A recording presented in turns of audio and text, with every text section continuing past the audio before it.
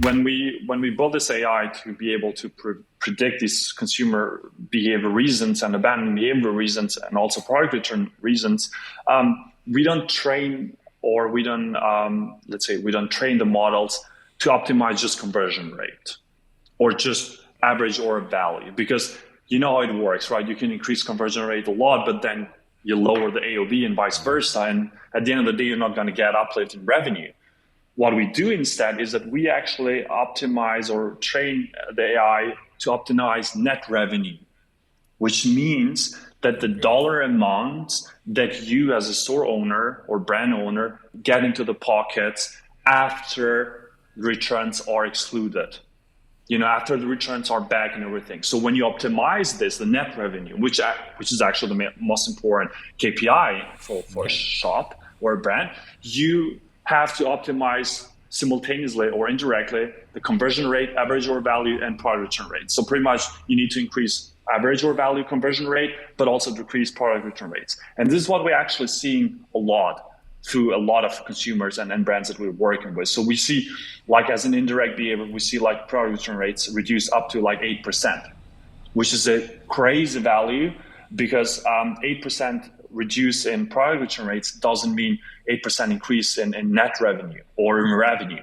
It means more than that, because for every product that is returned, you need to have an additional cost. So there is an additional cost. You have to cover that return and hopefully resell it, which is not usually the case, because you cannot resell everything that is being returned. So pretty much you're losing money on that product.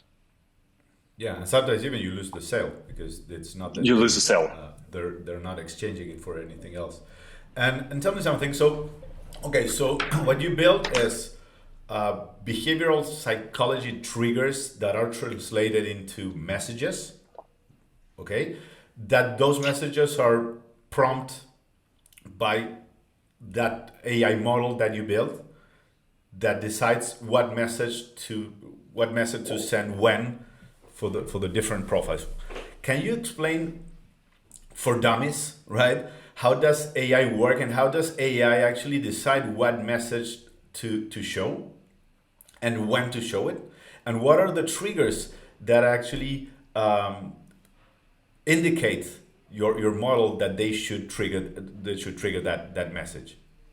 Yeah, definitely. So until so far, like until lately, a lot of what has been done in terms of like personalization, content distribution, sending promotions has been done around like segments. And segments are usually like splitting consumers into like different groups. And this split is usually done based on one or two variables. Let's say like, okay, consumers who have spent this much time, let's say 20 minutes on site, and consumers who have spent more than 20 minutes. This is like a segmentation way.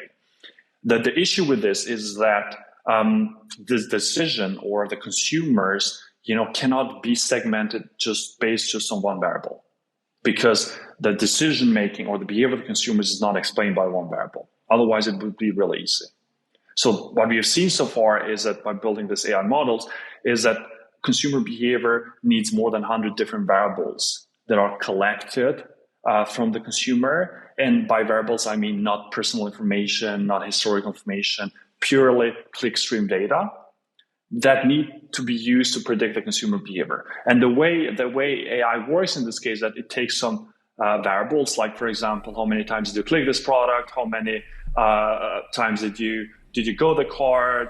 Which prices did you click? These type of variables. And then as a result, it tells you, hey, this consumer has this probability to abandon the cart, let's say 80% probability to abandon the cart, or let's say has 0% probability to abandon the cart. So this is what happens. And based on this probability, which again is as a result of not just one segment, let's say 20 minutes or more than 20 minutes, but is as a result of a combination of more than 100 different variables, which are, let's say, collected from your clickstream. And this provides a very accurate description on what you're gonna do in the future. And this is for the future, right? Where you're still like browsing online, you still didn't make up your mind, but the AI in this case is very powerful. It can really tell you that, hey, what are you gonna do? And this is as a result that your behavior is not usual. It's not really a unique behavior on that side, So there is a pattern. because the site has a structure. It has the same product for different consumers, the same pages, the same layouts, and because of that, also your user behavior or consumer behavior repeats itself. And it's similar to also some previous user behaviors from other consumers in the past. And you can in this case harness the patterns and be able to then make predictions. Otherwise, you wouldn't be able to do that. And Valon, it's very interesting what you're sharing. Is it possible to take action based on those patterns? So let's say Behamics identifies that pattern that you mentioned in the site. Can I, as a merchant, take that information and fix it from a site, even keeping Behamics that it's going to find another pattern because nothing's going to be perfect? But can I do that? Can I get that and fix the site? So the only way to have predictions or prevention in this case as effective as possible in place is that this whole process from you clicking, let's say, a product, this information is sent to the server, predictions are made based on the information, and then let's say behavioral nudges return and shown to you. The whole process that I was talking about has to take place within 100 milliseconds. If it takes longer than that, the nudge will be shown too late, which can have actually negative impact. So the goal here is like, okay, you collect information, you make predictions, you show the nudge, and that doesn't have to blink. So this shouldn't blink. When you refresh a page, boom. You should see it as native as possible. Otherwise, it provides negative impact. So this is why the only way for this whole solution to work is that all these different points are connected. And there is a pipeline, and this works automatically. You cannot actually do manual stuff here, because every consumer has, at the end of the day, has a different behavior. Like some consumers are on this page at this time, and some are like later, and it's kind of like hard to do this. But the only way is to make it personalized towards that consumer, and not like segmented like 20 minutes or more than 20 minutes.